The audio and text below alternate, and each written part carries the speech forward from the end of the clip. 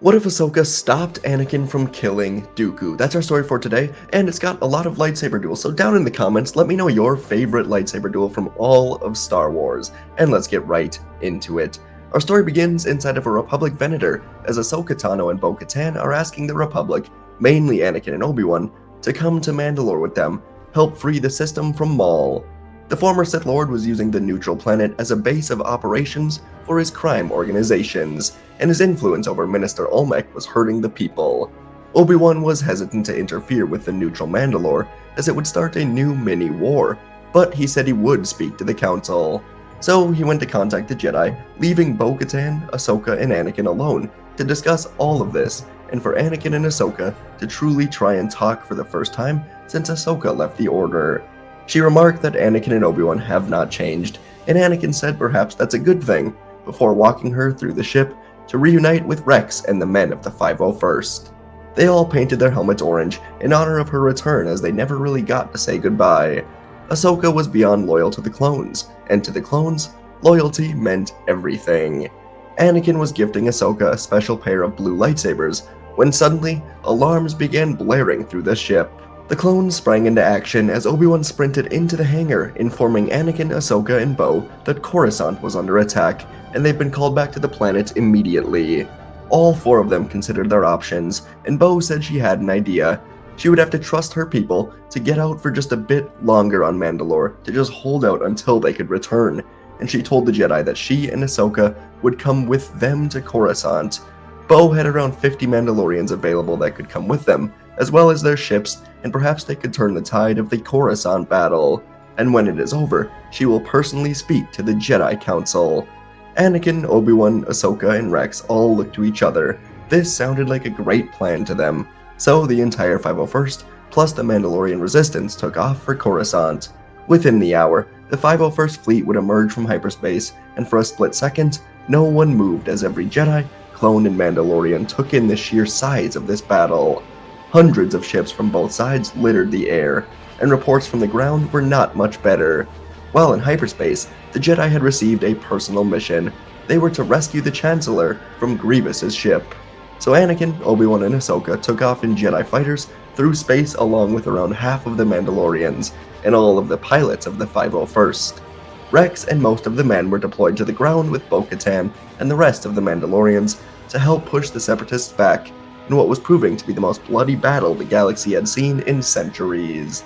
Rex and Bo were in the same gunship as they entered the atmosphere, and Bo told Rex to try and keep up as she flew away in her jetpack to take down a pair of Vulture droids.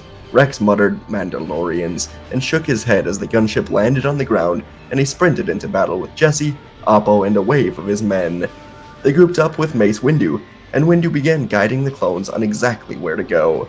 The 501st were an elite legion of clones, and today, they would show exactly why they were so feared by the Separatists. And in space, the Jedi starfighters were flown by the 3 Jedi. Well, 2 Jedi and Ahsoka, but you get the point, and their fighters were heavily targeted, but the Mandalorian ships were excellent reinforcements as they helped take Separatist ships off of their backs.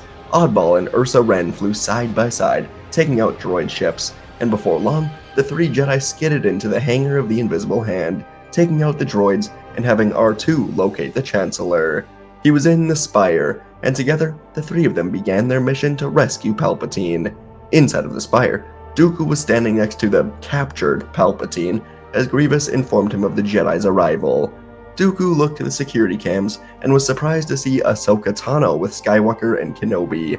This was an unexpected part of their plan that was going surprisingly well so far, but Palpatine said this does not change anything. He told Dooku to kill both Ahsoka and Kenobi, and Anakin will finally embrace his inner darkness. For Palpatine, there were 2 outcomes here.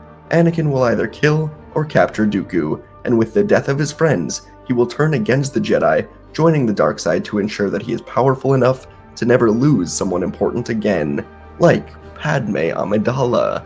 Palpatine was confident, and now he waited. And soon enough, the 3 Jedi entered the Spire, moving to rescue Palpatine. But as they reached his chair, Count Dooku entered the room, flipping down to meet them, asking for their surrender. The 3 Jedi would ignite their blue blades, and Dooku ignited his own, as he was more than ready for this duel.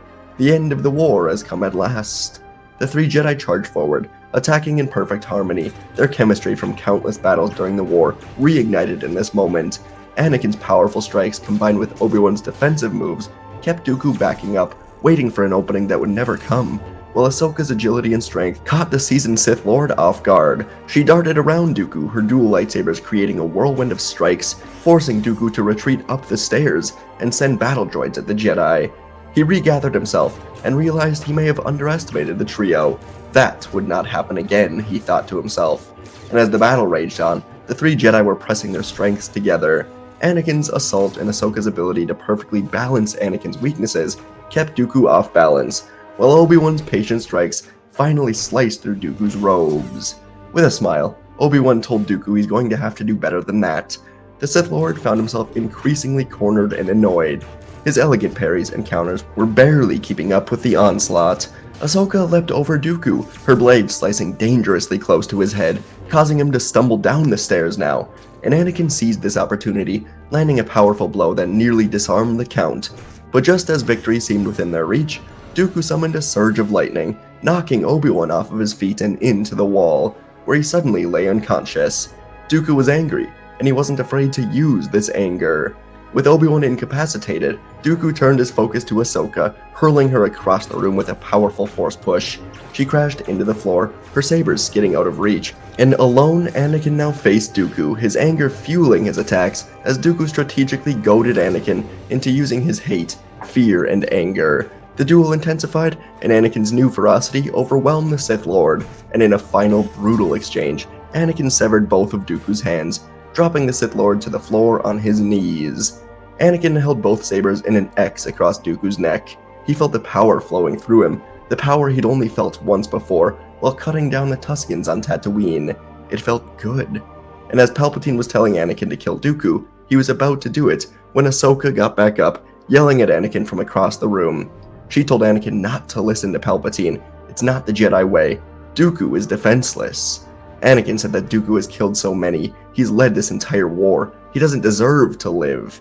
And Ahsoka held her hands up, slowly approaching, and she said perhaps that is true, but if Anakin does this, then he is no better than Dooku.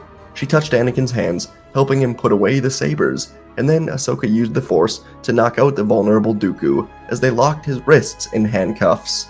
Palpatine was hiding his anger. Dooku couldn't kill Ahsoka, and now the Sith were paying for it. Anakin was so close to embracing the dark side to kill Dooku in cold blood. Ahsoka then contacted the Mandalorians from their Venator, and a small transport ship was flown through the chaos, landing on top of the Invisible Hand, and an opening was created for Anakin, Ahsoka, Palpatine, Obi-Wan, and Dooku to enter into, and the transport was guided by 501st pilots down to the surface, where the battle was ended. Grievous called on a full retreat once Dooku was defeated, and his droids were pushed back on the surface.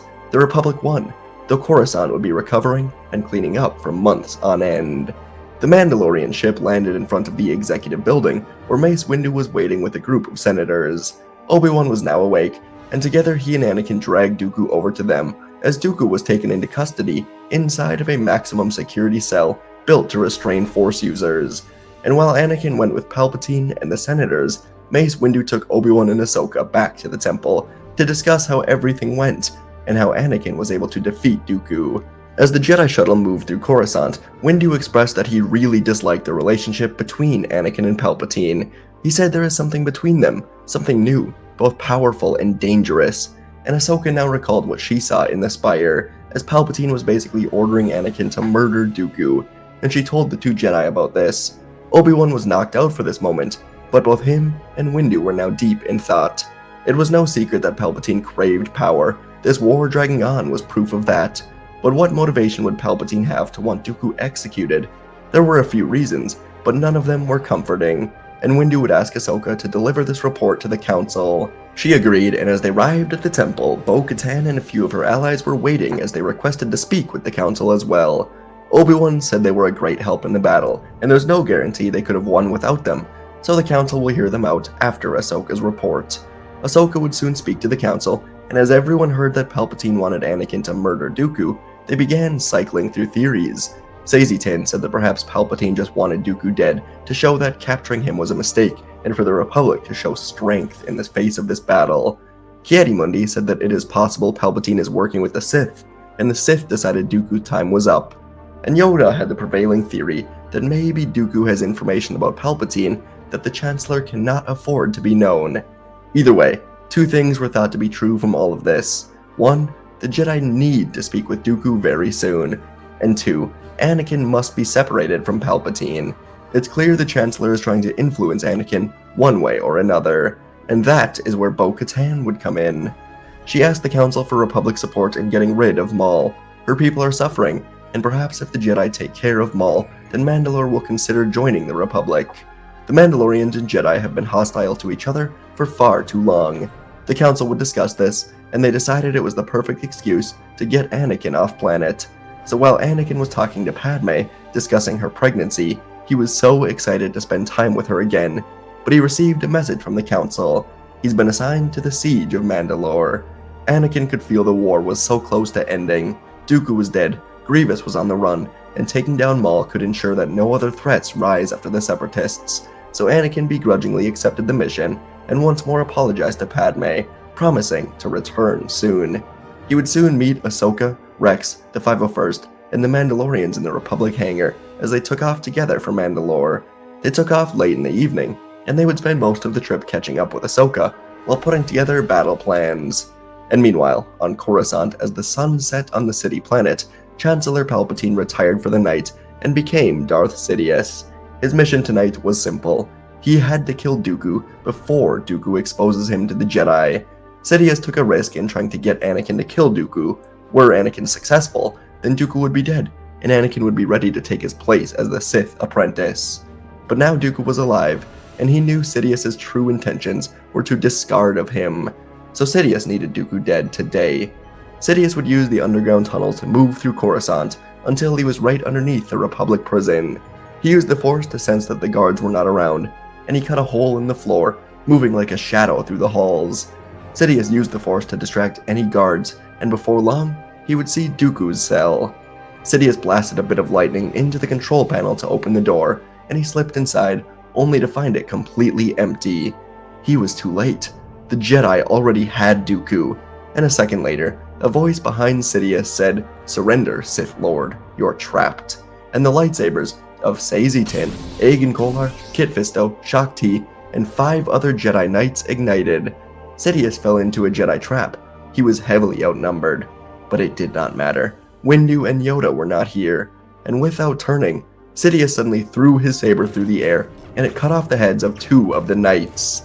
As the Jedi turned to this, Sidious flipped through the air, pulling his red blade back to him before landing and slicing through Aegon Kolar. He turned and his next strikes were blocked by Saesee Tiin, but Sidious ducked under Saesee's swing, cutting him in half before blasting the other 2 Jedi Knights with lightning. Kit Fisto and Shaak Ti moved in on Sidious, backing him into the wall of the prison cell, and Sidious pulled the blade of Aegon Kolar to him, igniting it in the air as it stabbed right through Shaak Ti, and then he spun through the air while Fisto was looking at Ti, and Sidious stabbed him as well. Only one Jedi Knight remained now, a young human that was shaking in fear, and he moved towards Sidious as the Sith Lord simply raised his fist, choking the Jedi, slamming him hard into the wall. Sidious then quickly turned and got out of here. These Jedi were no match for his power. He had to find Dooku. But Kit Fisto was still alive on the floor, though the stab wound was quickly taking his life. The Sith did not fight fair. He didn't use traditional Jedi ways. He was powerful, and Fisto now managed to contact Yoda and Windu, telling them to be ready before he fell dead from his injuries. And in the industrial sector of Coruscant, Masters Yoda and Windu were with Dooku, as Windu heard these dying words from Fisto. When they put the Jedi strike team in the prison, they assumed there was only a small chance the Sith would appear, but now Windu regretted not staying with the Jedi. Either way, he could now only wait in the hangar of this old building, as Grandmaster Yoda was speaking with his old student. In the side room of this lair, Yoda was sitting with Dooku. The Jedi got him out of the cell right after the council meeting with Ahsoka, and Yoda was speaking to Dooku for the first time in so many years. Sure, they'd seen each other during the war, but that was as enemies. This, for the first time, was just a talk. And Yoda had an idea, and after the two of them did talk for a bit, as Dooku expressed his disdain for the Jedi and the Republic, Yoda admitted that perhaps he was wrong in how he led the Order. Maybe the Jedi do serve a corrupt Senate. Yoda was admitting that Dooku was right about so much, but the way he went about solving these issues was completely wrong. Dooku honestly just felt defeated. After years of service, betraying everything he ever loved for Sidious's plans, he was discarded. He was left with contempt for both the Jedi and the Sith, wishing he could wipe everyone out. But now Yoda told Dooku something he has told no one before. Qui-Gon Jinn, Dooku's Padawan, is still alive in the cosmic force, and Yoda promised that if Dooku helps them take down Sidious, then Yoda will teach Dooku to speak with Qui-Gon. And this was the tipping point for Dooku. He missed Qui-Gon, and he thought perhaps his old friend could help him find himself. So Dooku asked what he must do, and Yoda put a recording device in front of Dooku, turning it on, asking Dooku to reveal everything he knows for the Senate. On Mandalore, the siege to take the planet from Maul was well underway. Anakin, Ahsoka, Rex, and Bo led the charge to the surface, moving through the air against the Mandalorians loyal to Maul. As soon a huge battle would get underway. The 501st fought along the Mandalorian resistance, charging into battle to reclaim Mandalore from Maul and his corrupt forces. The battle was extremely chaotic, but as Ahsoka and Anakin fought with the clones, Maul was nowhere to be found. And as they charged into the heart of the city, Anakin sensed something. He looked up to the palace to see him. Maul stood alone, staring down at Anakin, and Anakin told Ahsoka to finish this fight while he goes to fight Maul. And Anakin would soon reach the throne room. Maul stood there waiting for him. Maul was determined to kill Anakin, and thus both Kenobi and Sidious would lose their prized pupil. It was perfect revenge on both of his sworn enemies. And so, as Anakin entered, there was no need to waste any time. Maul ignited his blades and told Anakin he's been waiting a long time to defeat the so-called Chosen One, and Anakin would run into battle with Maul. While the two of them fought, Mace Windu and Yoda stood together as the speeder of Darth Sidious entered the Coruscant hangar. Once Sidious found out Dooku was gone, he knew Dooku would bring the Jedi to the one safe place for him on Coruscant, the Sith lair. Sidious exited from his speeder and stared at the two Jedi without his hood. Yoda and Windu were ready, and together, the leaders of the Jedi moved into battle with this Sith Lord. Back on Mandalore, the clash of lightsabers was echoing through the palace. Anakin faced Maul in the throne room. Their long overdue battle was powerful, as their blades met again and again. Maul's red blades moved with vicious speed. His strikes aimed to overwhelm Anakin as he spun around, using as much strength and agility as he could to try and overwhelm Anakin. And Anakin countered with patience. Over the years, Obi-Wan often talked to him about his fights with Maul. The Sith was powerful, but he would always open himself to be overconfident. The two of them sliced through the throne together, as each strike connected, and once in a lightsaber lock, they were both thrown into opposite walls, regathering themselves to continue this duel. Outside the throne room, chaos reigned as Ahsoka Tano led the 501st clones and the Mandalorian resistance against the Death Watch. The sky was filled with the sounds of jetpacks and blaster fire, while on the ground, and the clash of Beskar armor and lightsabers created a deadly atmosphere. Ahsoka led her men into battle, their helmets painted orange. They would follow her anywhere, as her dual lightsabers were cutting through Death Watch warriors with perfect precision. They were pushing back the forces loyal to Maul, and they were soon forced to retreat, as Ahsoka, Bo, and Rex would chase them out of the city. Back on Coruscant, the Sith lair was the home of a battle decades in the making. Windu and Yoda faced down Sidious, the Dark Lord's red blades spinning around as Sidious laughed at the Jedi. Windu was deep into Vapod, reflecting Sidious's darkness back onto him, matching the Sith Lord blow for blow. The Chancellor, the man Windu once admired and grew to hate, was the ancient enemy of the Jedi. Windu would do whatever it takes, and Yoda's green blade moved with blinding speed, as his pure strength and speed defied his size and his age. Together, they were pressing Sidious to the wall, forcing the Sith Lord to draw upon the depths of his darkness to keep up. And on Mandalore, Anakin and Maul's duel reached a grand conclusion. Anakin finally began to turn the tide, and with a powerful thrust, he disarmed Maul, sending the Sith's weapon clattering to the floor as it was cut in half. In a moment of panic, Maul dove for Anakin, his hands aimed at the Jedi's throat, but Anakin spun and barely cut Maul in half before he could grab Anakin. Maul fell to the ground, and Anakin made sure he was going to stay dead this time. Anakin was breathing heavily, and he looked out of the window, saluting down to Rex and Ahsoka as Mandalore was secure. And he got to a communicator using Obi-Wan's frequency, as his old master was on Utapau. He just defeated General Grievous. The two of them smiled to each other, knowing the war was now likely to end very soon. In Coruscant's Sith lair, The battle's climax saw Yoda and Windu's combined strength overwhelm Sidious. Windu's final blow disarmed the Sith Lord, while Yoda, with a swift, powerful strike, ended the battle, kicking the Sith Lord to the floor. Sidious fell and looked up at the Jedi, blasting lightning up at them. Yoda and Windu were deflecting it across the room, but it was very powerful. But suddenly, it stopped. Sidious's red blade was stabbed through his heart, as Dooku used his mind to lift the blade from the door of the other room. The place where he once killed Yaddle and took his place as the Sith apprentice was now the place where he corrected that great error, and Sidious fell dead. Within hours, Windu would play the recording from Dooku to the entire Senate, and through the HoloNet, the people of the galaxy would see the truth, both Republic and Separatists.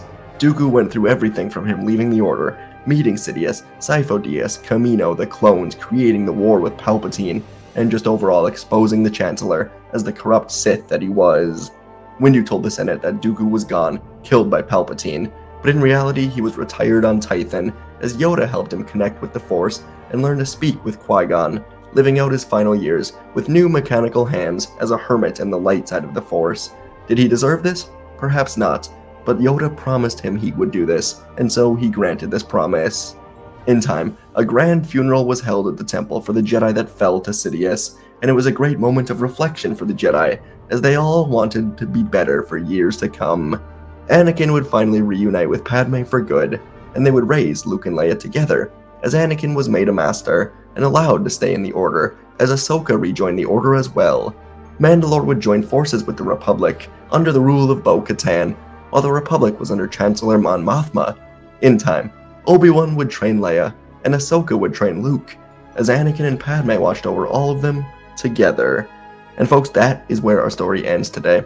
I always enjoy these ones where something just changes on the invisible hand at the beginning of Revenge of the Sith, rather than, I enjoy all of it, but yeah, especially like this, with Ahsoka and then just events shifting. So, yeah, hope you guys enjoyed as well. A lot of lightsabers in this. That's fun. We all like lightsabers. Anyways, yeah. Appreciate you guys. Thanks for watching. Have a good one. Subscribe. Like. And I'll see you in the next video.